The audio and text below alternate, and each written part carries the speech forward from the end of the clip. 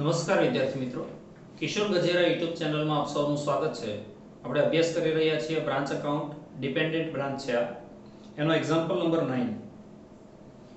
South Gujarat trading company of Surat has a branch at Jesar which sells goods for cash as well as credit.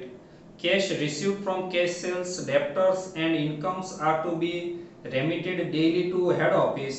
All branch expenses are directly paid by head office, but for petty disbursement, head office sends petty cash for rupees 100 at the beginning of the each month. દરેક મહિનાની શરૂઆતમાં પેટી cache માટે રૂપિયા 100 હેડ office મોકલી આપે છે.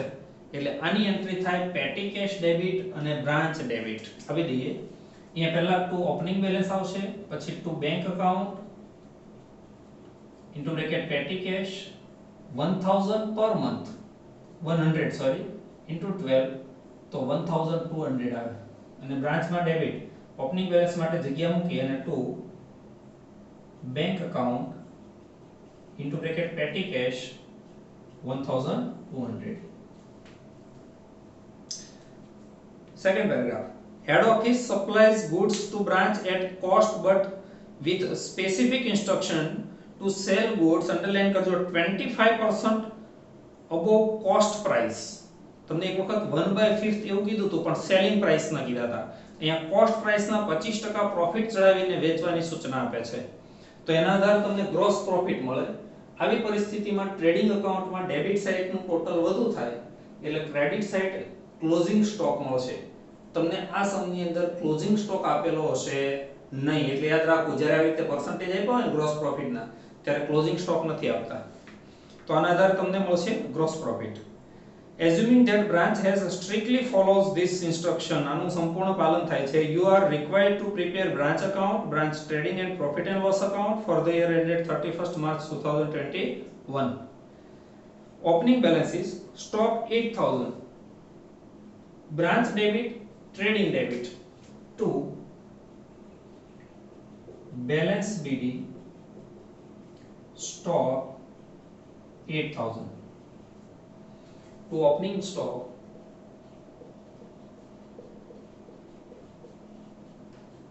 8000.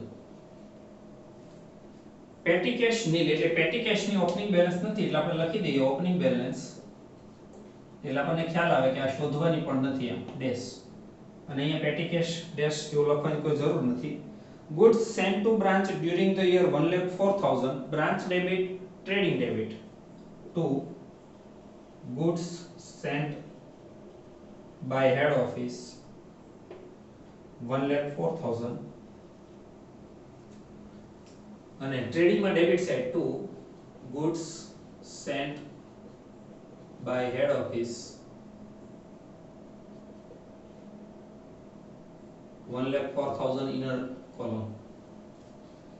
goods written by branch આમાંથી માઈનસ 4000 એટલે 12 જાય 1 લાખ. અને બીજી એન્ટ્રી આવે બ્રાન્ચમાં credit side by goods return 4000. Total sales એટલે અહીંયા ટ્રેડિંગમાં ક્રેડિટ સાઇડ એક ફોર્મેટ બનાવી દેવાનું by sales cash credit total minus return. એમાં ટોટલ છે 1,2800, 1,20,800. કેશ સેલ્સ 81,300 એટલે કેશ ની બે એન્ટ્રી 81,300 ટ્રેડિંગ ક્રેડિટ અને branch credit by bank account into bracket sales 81,300. હવે આના ઉપરથી તમને ક્રેડિટ સેલ મળે. આ બંનેનો જે ડિફરન્સ આવે એ ક્રેડિટ સેલ કહેવાશે. I think 39,500. ઓકે 39,500.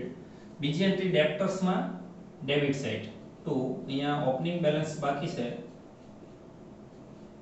એની જગ્યા મૂકી અને to credit sale 39,500. goods returned by customers to branch. Customers એટલે debtors. Sales return છે આ. Debtors credit અને trading credit. By sales return 800. 800 એટલે બહાર જાય 1,20,000. Expenses paid by head office on behalf of branch. આ પાંચે પાંચ expenses ની એક એન્ટ્રી બ્રાન્ચ માં debit side to bank account into bracket expenses rent of 2,400,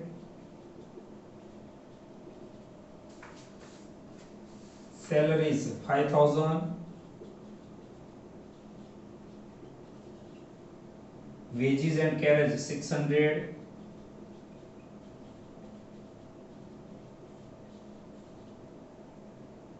rent and tax 800,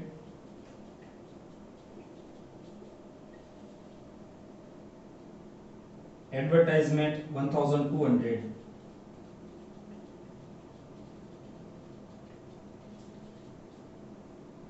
આટલી અમાઉન્ટ નું ટોટલ થાય 10,000. રેન્ટ ની બીજી એન્ટ્રી જાય પ્રોફિટ એન્ડ લોસ માં ડેબિટ સાઇડ ટુ રેન્ટ 2,400. અહીંયા આવશે ટુ સેલરીઝ 5,000. wages and carriage જાય પ્રોફિટ એન્ડ લોસ માં સોરી ટ્રેડિંગ માં wages and carriage 600. rent and tax profit and loss માં 800 અને એડવર્ટાઇઝમેન્ટ આમાં છે 1,200.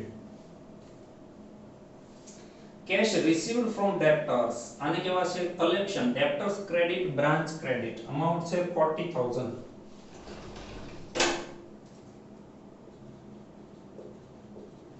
by bank account into bracket collection 40,000. અહીંયા પણ by bank account into bracket collection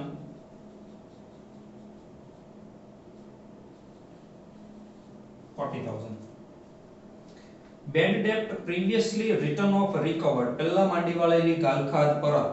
bad debt return branch credit profit and loss credit એટલે અહીંયા આવશે by bank account bad debt recovered 400. એક લીટી મૂકીને by bad debt recovered 400. bad debt and discount and allowance to debtors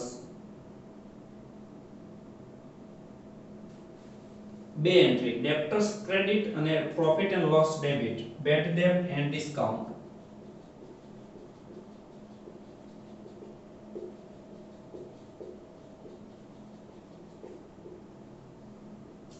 bad debt 1,200, discount 600. બંનેની બીજી entry profit and loss માં debit side to bad debt 1,200 to discount 600. પછી એક છે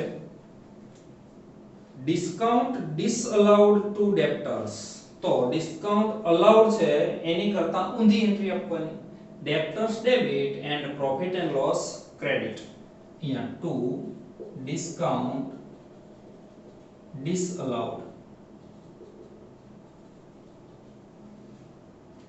discount disallowed to debtors 100 અને profit and loss માં credit side by discount disallowed 100. closing balances debtors 9,000 debtors credit branch credit by balance CD 9,000 by balance CD debtors 9,000. petty cash credit branch credit by closing balance 40. અહીંયા petty cash 40. Stock register has been stolen away. Stock register ખોવાયેલ છે and as value of closing stock is not available. Closing stock ની રકમ મળી શકે તેમ નથી. એટલે તમને જે gross profit કીધો છે એના ઉપરથી તમારે ડેબિટ સાઇડ નું ટોટલ કરી ક્રેડિટ સાઇડ ડિફરન્સ જે આવે એને કહેવાશે ક્લોઝિંગ સ્ટોક. તો એના માટે આપણે એક કેલ્ક્યુલેશન કરીશું ગ્રોસ પ્રોફિટ ની.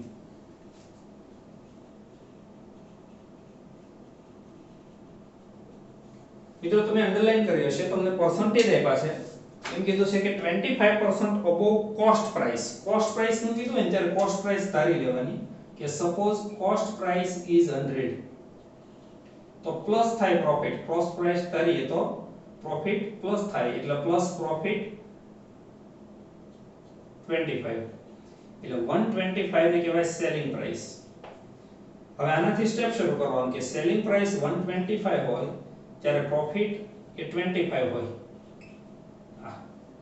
જો સેલિંગ પ્રાઇસ 1,20,000 યાદ રાખજો, જે નેટ સેલ હોય ને નેટ સેલ એનાથી કે આવું સ્ટેપ મુકાય તો કેટલા આઈ થિંક 24,000 આવે છે.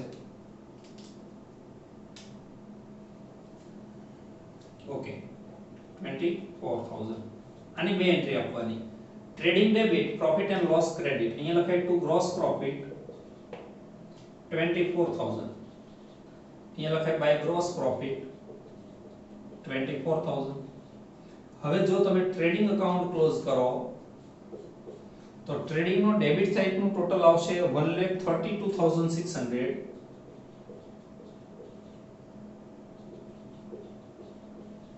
અને ક્રેડિટ સાઇડ ડિફરન્સ આવશે 12,600. આને કહેવાશે બાય ક્લોઝિંગ સ્ટોક. અને બ્રાન્ચ ની ક્રેડિટ સાઇડ સ્ટોક 12,600. હવે પહેલેથી અકાઉન્ટ ક્લોઝ કરીએ તો પેટી કેશ નું ટોટલ 1,200 1,160 by petty expenses. આની બીજી એન્ટ્રી જાય પ્રોફિટ એન્ડ લોસ માં ડેબિટ સાઇડ ટુ પેટી એક્સપેન્સીસ 1,160. ડેબ્ટર્સ નું જો ટોટલ કરીએ તો ક્રેડિટ સાઇડ નું વધુ આવશે. ડેબ્ટર્સ નું ટોટલ આવશે 51,600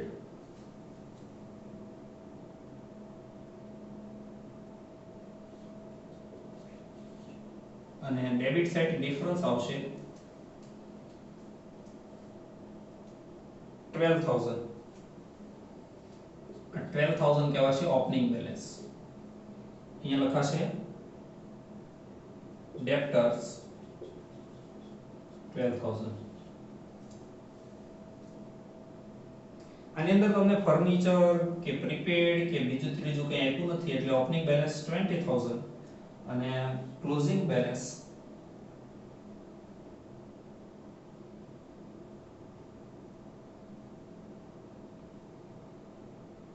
ત્રણનું ટોટલ થશે 21,640. બ્રાન્ચ નું ટોટલ કરીએ 1,35,200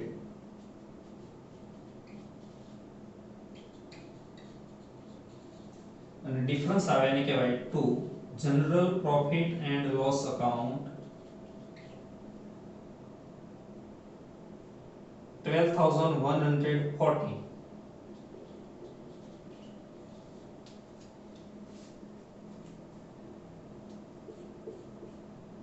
$24,500 12,140 to net profit.